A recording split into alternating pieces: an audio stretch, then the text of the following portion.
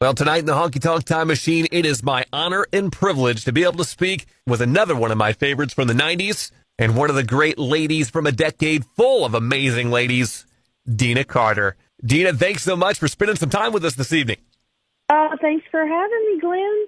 You kidding me? The only thing that could make this better is if we had a bottle of strawberry wine. Tonight's going to be all about getting to know Deana, but first I want to get caught up on what you've been up to lately because everybody's schedule has come to a screeching halt these days, but I know you're trying to stay busy with, staying active on social media and things like that. Absolutely. We've had, people always say, when are you going on tour? And I'm like, please check my website because we've been touring. We've been so busy touring the last few years especially, but we had a full schedule this year like most of my artist friends, and it just got wiped out.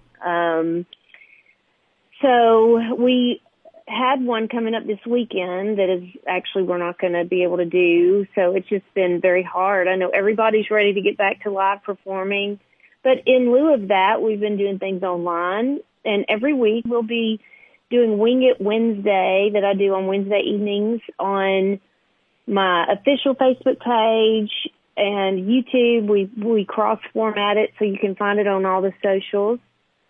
And that's just where we hang out and kind of break up the monotony of the work week and give everybody some spontaneity and some music and just Q&A and some fun things from home to get us to the weekend. And then on Fridays, I've been doing I call them my TGI episodes because thank God I'm forgiven. Thank God you're forgiven. And I've been looking for the last 4 years, just kind of comparing what's going on in our world with what the Bible says and how there's nothing new under the sun. And you can find all the answers that you need really in that book. And so we kind of dive into that and what's going on in life. And, I've been doing movies and writing songs, so I've been busy, but like everybody else, we've been isolated and contained. So we're doing what we can remotely, but we're also ready to get back to living. And I've been following you on Facebook for a while now. Love the Wing It Wednesday, the TGIF. But for those who aren't following, what are the handles for all your social medias for that matter so they can make sure they follow? It's official Deana Carter, and you'll see if you go on Facebook, look for the one that spells my name phonetically in parentheses. It says it's D-E-E-E-E-E-N-A. It's not Deana, it's Deana. Official Deana Carter for Facebook, and Instagram is Deana Tunes, T-U-N-E-S, like music. And Twitter is Deana Sings, S-I-N-G-S. So those are pretty easy to find. You can find me there. And I'm also doing cameos. If you guys have family or friends that you want to send a message, you can go. I'll send them a personal greeting. It's so fun for birthdays and holidays and anniversaries, things like that. That's on cameo.com / Deana Carter as well. You just have to make sure to spell the name right so you can find me. That is really, really cool. I'm going to have to look into that for sure. Yes. You mentioned the phonetic spelling. How often early in your career did you get called Deana Carter? It's so strange because it was initially, people would call me Deana. Now, I don't know why, because there's not two N's in my name. It's just like Dean Martin with an A on the end. Sure. But I know some Deanas do spell their name with two N's. And so initially, there were just one or two little glitches there with people mispronouncing it, but then everyone said it right. And I don't know what it is. I feel like there was one person on the radio or somewhere that just kept saying it wrong, because I have met, and spelling it wrong, I've met so many fans and friends over the years that they're like, what do you mean your name's not Deana? I've been calling you that since 8th grade.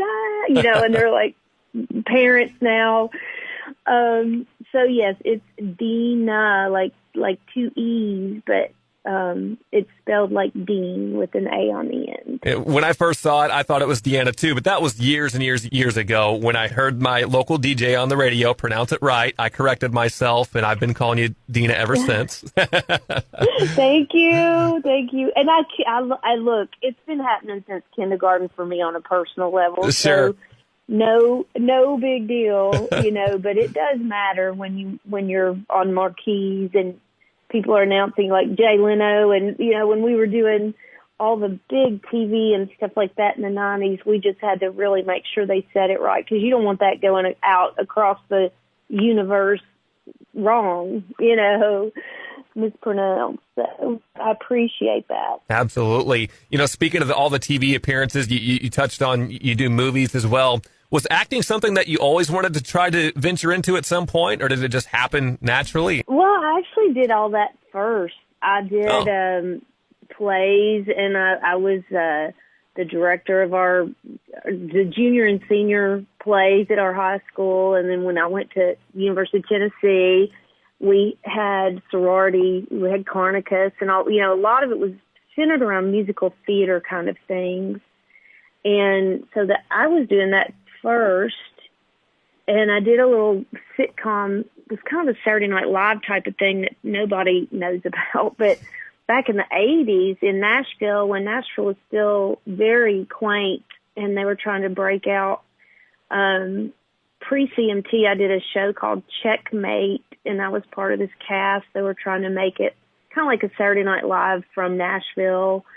And then went on to do some other things. But, yeah, so I did that first, I guess, and then music came second, believe it or not. So it just worked out that I got to flip it back around. That being said, you do come from a musical influence, with your dad, of course, being Fred Carter Jr. How much of an influence was growing up around that, being born in Nashville and kind of coming up? How much did that influence you? Oh, my goodness. I mean, well, my mother, she never gets credit because she wasn't well known. Anna is her name, but she had perfect pitch. My mother could sing, and she sang perfect pitch. She's had a beautiful voice. And then my dad, so I think when she was pregnant with me, not that I inherited a beautiful voice, but just that her tone and her pitch was dead on. And like, I know when I'm not singing on pitch, I know that. Like, I'm so anal about it. So being in the womb with her, I think I really do. I feel like it's proven that mothers, you can sing to your babies and read to your babies and they respond in the womb. So I think it started really with her. And then his guitar playing, he played guitar every single day in the house. If he wasn't in the studio or on the road with all these amazing artists, he always had a guitar in his hand. He was always playing. And I really feel like that helped me. And as a producer, he was that as well.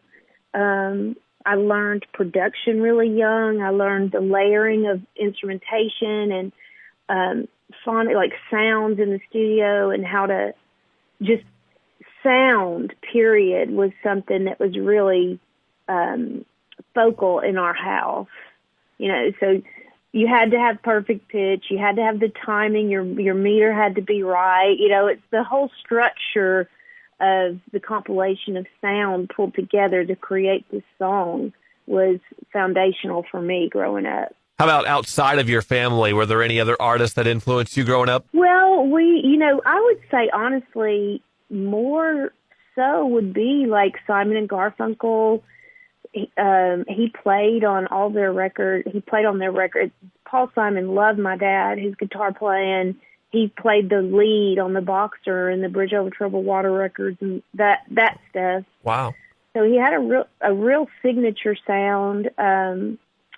Roy Orbison, he played with him on the road. He played with Bob Dylan and on the Skyline record. And, a lot of those records leave musicians off, but he played because they were all handwritten, the notes, believe me. But he was on the Skyline record. He played with Muddy Waters. He played with every artist you can imagine. So honestly, if it was Dolly Parton, Bobby Gentry, I'm just going through it, like Joan Baez, all these artists that wrote their own songs and were self-contained is really who he worked with.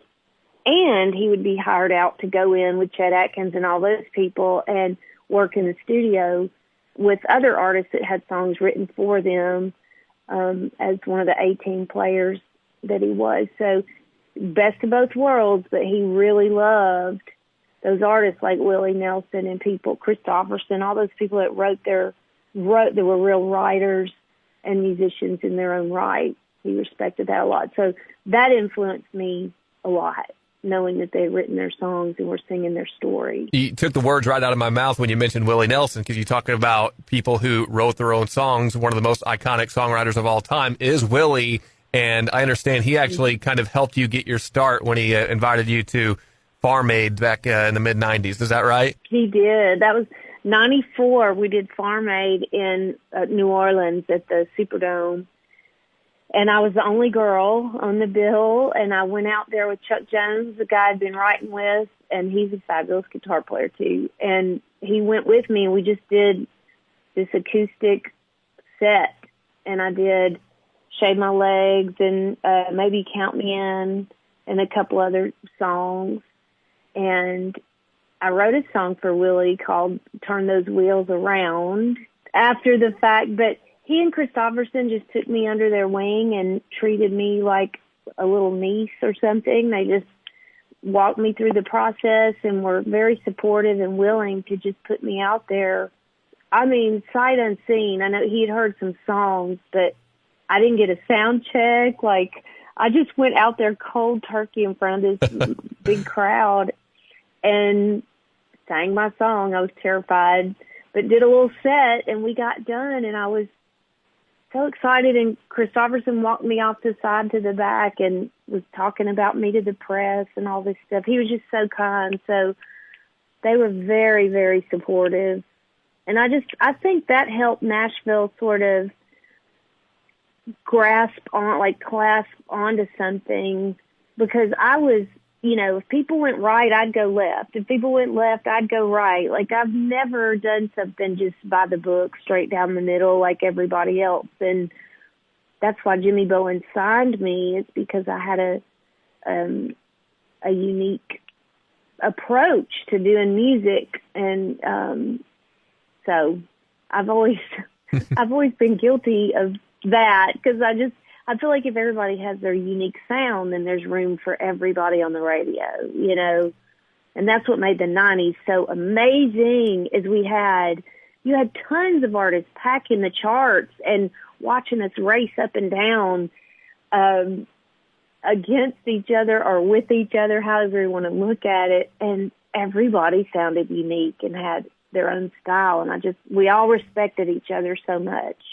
You hear people talk about the 90s sound, and it really wasn't one sound, was it? Everybody was doing their own thing, but it was all really unique, really country, and it made for one of the great, if not the greatest, eras of country music. Oh, it was the best. We talk about it, and some of the artists joke, the new artists now, they're like, shut up about the 90s. We're sick of hearing the 90s. But it's true, because something would come on the radio was king back then too, and it was just so nice. We didn't have streaming and all that stuff. We were like, you had laser focus on where you found your music, and you could find such diversity within that laser focus.